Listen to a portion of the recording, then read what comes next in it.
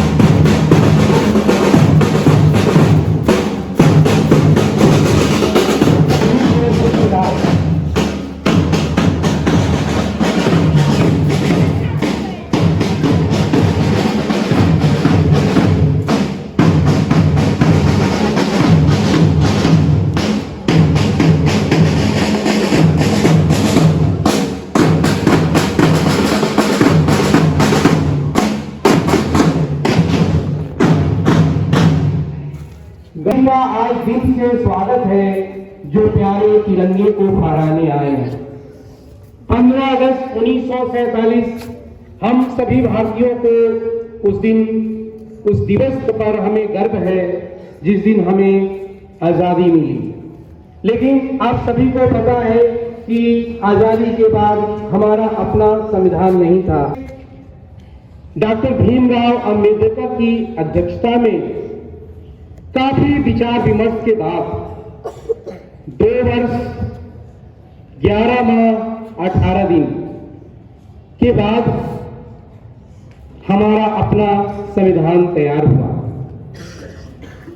26 नवंबर 1949 को इसे स्वीकार किया गया और आज ही के दिन 73 वर्ष पहले आज ही के दिन 26 जनवरी को इसे लागू किया गया।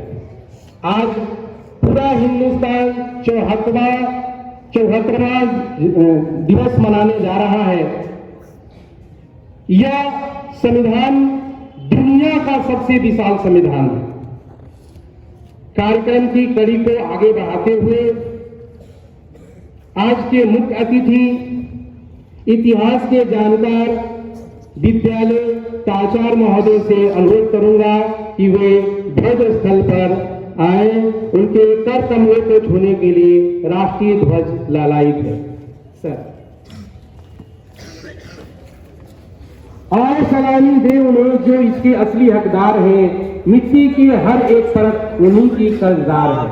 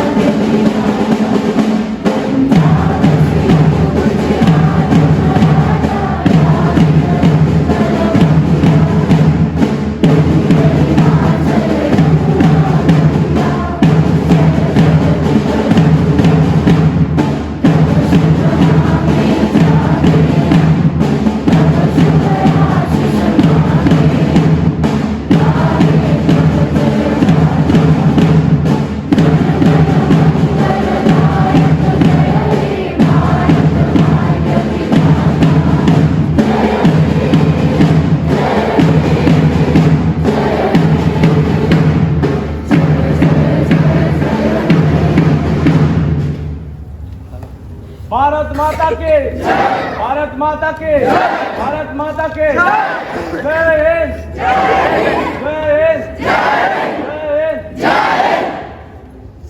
वंदे मातरम वंदे मातरम वंदे मातरम दिन वो फिर आया है, तिरंगा खुलकर मुस्कुराया है, तोड़कर पराधीनता की बेड़ियों को देखो ध्वज कैसी मुस्कुराया है।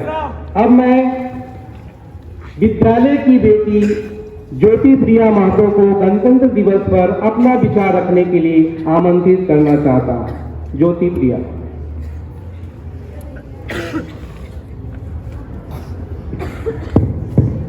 Good morning to everyone. Present over here on the auspicious occasion of Republic Day. Republic Day is celebrated every year on the 26th of January. This year India is celebrating its 74th Republic Day with pomp and show. Republic Day is celebrated to remember the historic moment when our nation became an independent republic country. As we all know that India got its independence on 15 August 1947 and the country didn't have its own constitution. Instead, India was governed by the laws implemented by the British. However, after many deliberations and amendments, the committee headed by Dr. B.R. Ambedkar submitted a draft of the Indian Constitution which was adopted on 26 November 1949 and officially came into effect on 26 January 1950. On the same day, Dr. Rajendra Prasad also began his term as the first president of Free India, and the Constituent Assembly became the Parliament of India under provisions of the new constitution. The flag hosting ceremony at the Rajpath in the national capital takes place mostly at 8 am, which is followed by Republic Day speech by the President and a Republic Day parade. Republic Day March is considered to be an eye-catching element of the festival and it showcases Indian cultural and social heritage. It also showcases the Indian defense capability, 90 different regiments of the Indian Army, Navy and Air Force accompanied by their bands march in all their official decorations. The President of India, who is the Commander-in-Chief of the India Armed Forces, takes the salute. On this prestigious occasion, the heroes of our country, the soldiers, are not forgotten. Prestigious awards are given away to the martyrs and the heroes who have dedicated their lives to protect the country at any cost. But beyond it all, the Constitution declares that India is a sovereign, socialist, secular and democratic republic and fraternity. It gives us our rights and duties as citizens of the country. On the Republic Day, I hope that poor, rich or poor, a powerful politician or a regular citizen will continue to respect these basic principles and values given to us by our amazing Constitution. Eventually, I wish to conclude my speech by saying that everyone needs to be a better version of oneself to remove the problem of pollution, poverty, unemployment, etc., which still persist as the barriers for the progress of the country. Hence, today under the tricolor flag, everyone needs to take a promise to uproot such problems to lead our country ahead. Thank you, Jai Hind.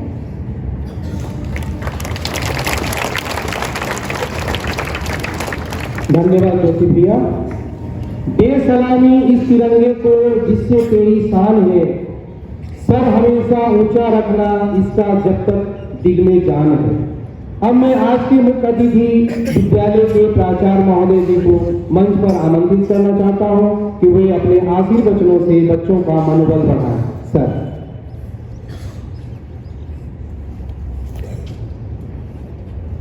सुप्रभात बच्चों। पूरे विद्यालय प्रशासन की तरफ से आपको 74वें गणतंत्र दिवस की हार्दिक शुभकामनाएं और बधाई। 26 जनवरी 1950 को हमारा देश गणतंत्र घोषित किया गया था, लेकिन हमारे संविधान को 26 नवंबर 1949 को ही लागू कर दिया गया। अब ये 26 जनवरी क्यों? क्लास 8 और क्लास 10 के बुक में ये बहुत स्पष्ट रूप से लिखा हुआ है कि 26 जनवरी 1930 को कांग्रेस ने पहली बार अंग्रेजों के समक्ष पूर्ण स्वराज की मांग की। कि हमें अब डोमिनियन स्टेटस की दर्जा नहीं चाहिए, हम आपसे अब आजाद होना चाहते हैं। और उसी डे को हिस्टोरिक बनाने के लिए, इतिहास के पन्नों में दर्ज रखने के लिए 26 जनवरी 1950 को हम इसकी घोषणा करते हैं कि we the people of India, हम भारत के लोग भारत को एक प्रभुता संपन्न, धर्मनिरपेक्ष, समाजवादी, गणतांत्रिक गणराज्य के रूप में स्वीकार करते हैं। यही हमारा प्रेम्बल है और यही 5 शब्द इस जनतंत्र की, इस गणतंत्र की खूबसूरती है। अब बेटा प्रश्न ये उठता है कि हम ये जनतंत्र और गणतंत्र मनाते क्यों हैं और इसका महत्व क्या है।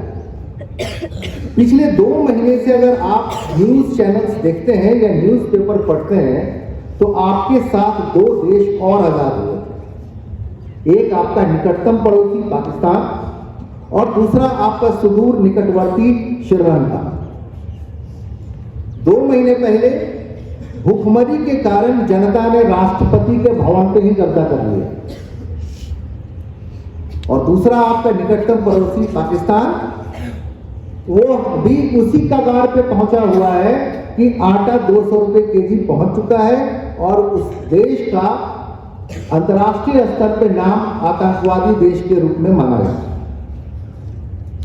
आपके बिल्कुल 2 आसपास हैं, लेकिन ऐसी क्या खूबसूरती है, ऐसी क्या बातें हैं कि आज आप दुनिया में विश्व की 5वीं सबसे बड़ी अर्थव्यवस्था के रूप में उभर रहे और इसका नींव, इसका जड़ हमारे इसी संविधान में। आज आप यहाँ खड़े हैं एक छात्र के रूप में नवोदय विद्यालय का, ये हमारे जनतंत्र की खूबसूरती है। और एक शब्द में कहा जाए कि इस जनतंत्र ने, इस गणतंत्र ने, इस कॉन्स्टिट्यूशन ने जो सबसे बड़ी देन दी है वह है कि राजा का बेटा राजा नहीं बनेगा, किसान का बेटा ही किसान नहीं बनेगा, मजदूर का बच्चा ही मजदूर नहीं बनेगा। अगर आप में क्षमता है, आप में योग्यता है तो चाय बेचकर भी आप देश के सर्वोच्च पद प्रधानमंत्री के रूप में जा सकते हैं। आप कहां हैं, किस जाति के हैं, किस धर्म के हैं, इस ड्रेस में हमें कुछ पता नहीं। ये है हमारे संविधान की खूबसूरती। और जब लिखने वालों ने इसको लिखा तो ये सोच करके लिखा कि आज से 200 साल बाद हमारा देश कैसा होगा, आज से हमारे 1000 साल बाद देश कैसा होगा। क्षणिक भाव से किसी चीज को ड्राफ्ट नहीं किया जाता। उस समय के विद्वानों ने, देशभक्तों ने जिस तरीके से इस संविधान को लिखा है ये अद्भुत है, पूरे विश्व में अतुलनीय है। और इसी संविधान की धारा 23 और 24 के तहत आपको मुफ्त में शिक्षा दी जाती है।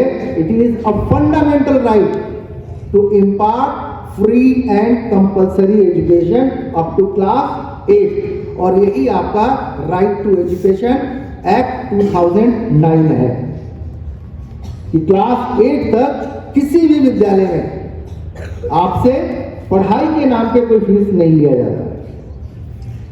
ये इसी संविधान की खूबसूरती है। इसी संविधान की खूबसूरती है कि आर्टिकल 20 के द्वारा आपको एक गौरवशाली, एक रेस्पेक्टेड जीवन जीने की आजादी दी गई है।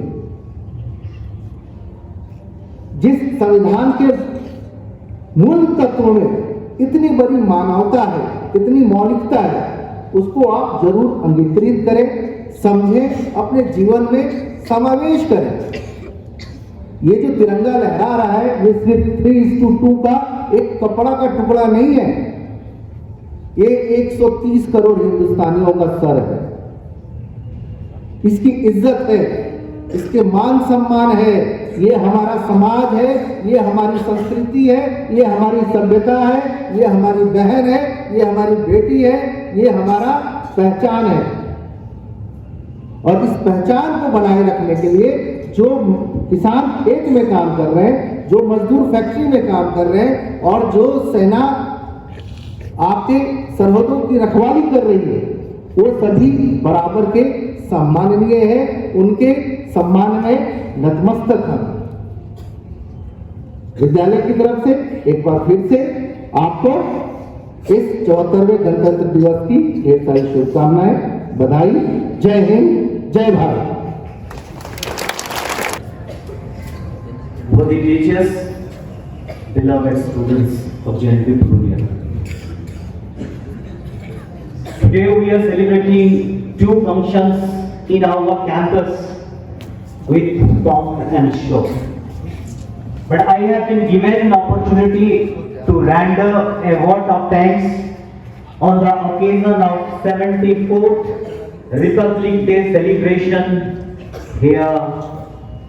So from the podium, I have to extend my heartfelt greetings to all of the martyrs, all freedom fighters, those who have given their sacrifice for the nation in the beginning.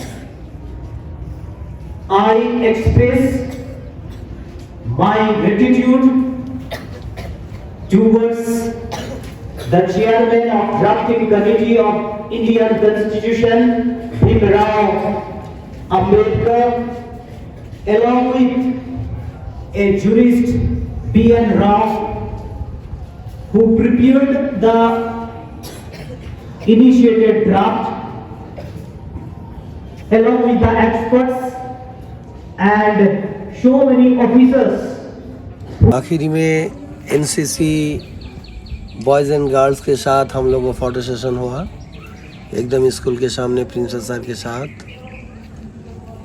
बहुत ही अच्छा लगा हम लोग आज का programme. आप लोग कैसा लगा ज़रूर बताइएगा।